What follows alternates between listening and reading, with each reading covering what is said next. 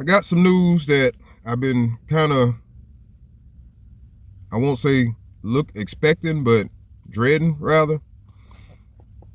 My company announced that they will be cutting back hours and they don't want anyone getting any overtime right now. If you've been following my story, you know I've already been through 2 layoffs in 3 years, and the economy's not looking any better.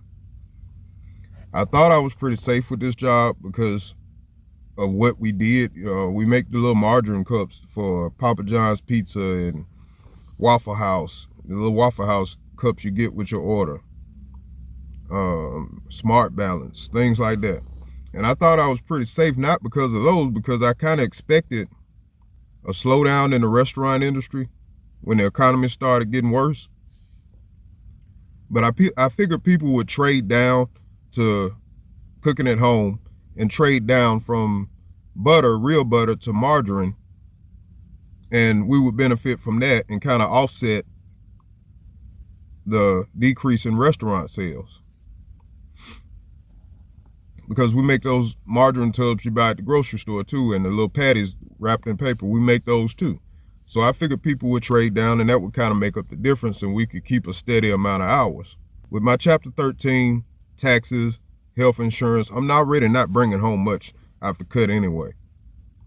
But I've been able to steadily increase the amount of hours I work because I got a good work ethic. I come to work on time. I'm there when I'm supposed to be there. And I do what's required and more, really, because if somebody asks me to do something, I'm willing, So they've been willing to give me more hours. And I've increased my hours. I started at 40 hours back in April. We were guaranteed 40 hours. We still are. Guaranteed 40 hours right now. But I've been able to gradually increase that to 50 hours and lately closer to 60 hours a week. And that increased my paycheck from 400, a little over or under 400, to my latest paychecks have been about 600 to around the 600 mark, sometimes 660 if I could get closer to that 60-hour mark, my take-home pay. And I know that doesn't sound like a lot to a lot of people, and it's not. But for my situation, it was really helpful to have those extra hours. So without that, that's a 40-hour check is like a $200 a week pay cut to me. And that's going to be tough. And I'm not the only one going through this. A lot of companies are announcing layoffs and cutbacks on hours and hiring freezes because they're unsure about where the economy is going. And it's like a self-fulfilling prophecy. It's like they're cutting back on hours, so people aren't making as much money as they were, and they can't afford to spend as much money as they were, which causes the economy to go into a recession. Because of the uncertainty about where things are going, companies aren't willing to spend that extra money right now. They're cutting back, so we should be cutting back. A lot of us aren't, but we should be. I've already been cutting back where I can, trying to cut back unnecessary spending, earn a little more, like I said, all the overtime I can get, along with side hustles like Spark and Amazon Flex.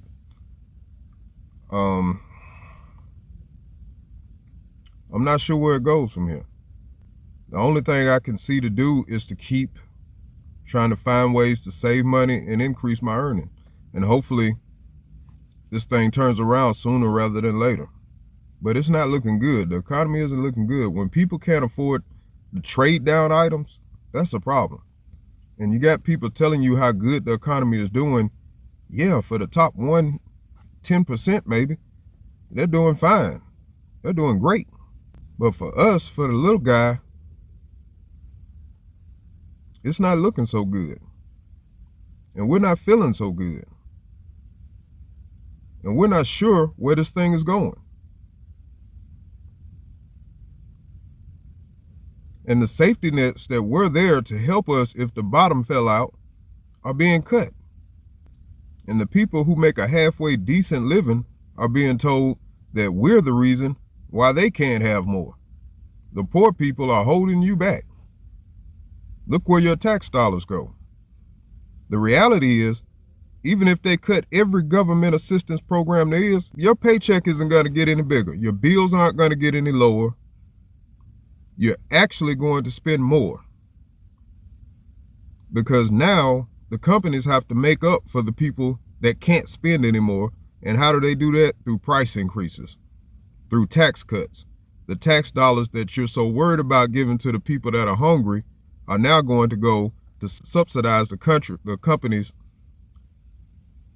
that are losing money because the poor people can't afford to spend anymore. So either way it goes, you're not gonna win. Like I can't understand why people get so mad at poor people for trying to survive. Like if my tax dollars stop going to help these people stay off the street, then some kind of way I'm going to do better. It's not like people are going to disappear. It's not like people are just going to stop trying to live because the government cuts off their assistance. In reality, people are going to have to turn to other ways to survive, and crime will increase. Most likely. People still have to survive. So what happens?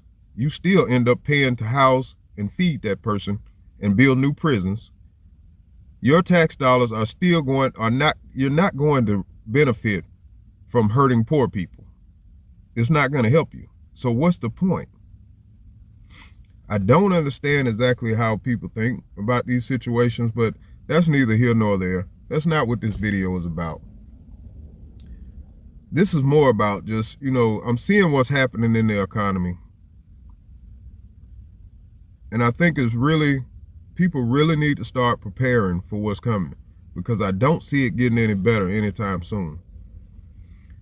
It just feels like the cards are being stacked against us. And I know I'm not the only person that feels it, because you can see it all over YouTube. Everybody's noticing the shift. And I'm not the guy to say die. I'm never going to say die. I'm never going to give up. My cup is always half full. Even with my hours being cut, I know I'll figure something out. But that doesn't mean it hurts any less, So I'm not the guy to sit up here and tell you, oh, we're doomed. No, we're not. We'll figure it out.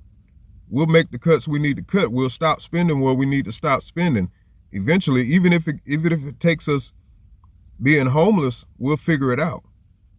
Sometimes it takes a hard lesson to teach us to value what we have, But I'm never going to sit here and tell you, oh, it's over with. We're never going to survive this. No, that's not me. That's not what this video is about either. I'm really just warning people that it's going to take some sacrifice. It's going to take some hard choices. Some that probably shouldn't be that hard, but it's going to take some hard choices. We're not going to be able to continue to live the way we were and expect to get ahead. It's just not going to happen. We can't continue to look like we're doing better than we are and expect to survive what's coming. The only thing I know to do is to just keep doing what I'm doing. Keep moving forward. Keep pushing. And I'm telling you right now, don't give up. No matter what. Just keep pushing. Keep finding ways to save money. Keep finding ways to increase what you bring home. Keep finding ways to keep more money in your pocket and out of the corporate CEO's pockets. Don't fall for this mind trick that they're doing, telling you everything is fine, making you feel like something's wrong with you because you can't spend the way you used to spend, and you should be able to keep up with the Joneses. Don't do that. Don't fall for it. There's something real going on in this economy, and a lot of people feel it. You're not by yourself. I actually consider myself one of the lucky ones, because I'm almost done with my chapter 13. I'm almost debt free.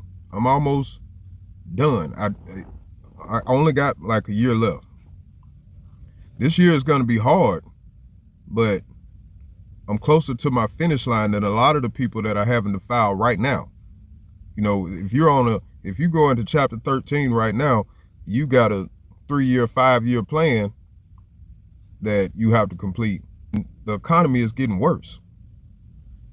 You know, it was hard for me, but I could find ways to make my ends meet, and I've already started to implement a cheaper lifestyle. I've already started to adjust myself to the cuts that need to be made. If I can make it to the end of this chapter 13, I'll actually see a nice pay increase. I will have lowered my cost of living. So, you know, I pray for the people that are starting right now, that are just now going into bankruptcy or just now starting to make the cuts, because it's hard to adjust. We have been trained to live a certain way. We've been taught that it's okay for us to have $1,000 phone and barely be able to pay the phone bill. You know, we've been taught that it's okay to look nice and not have much. We've been taught that it's okay to have this nice car that we're late on every month or missing months and worried about the tow truck pulling up in the driveway at night. And that's really not the way we should be living. And I'm not beating anybody up, because I'm coming out of that myself. There are so many ways that we're taught this, that we're trained to be consumers.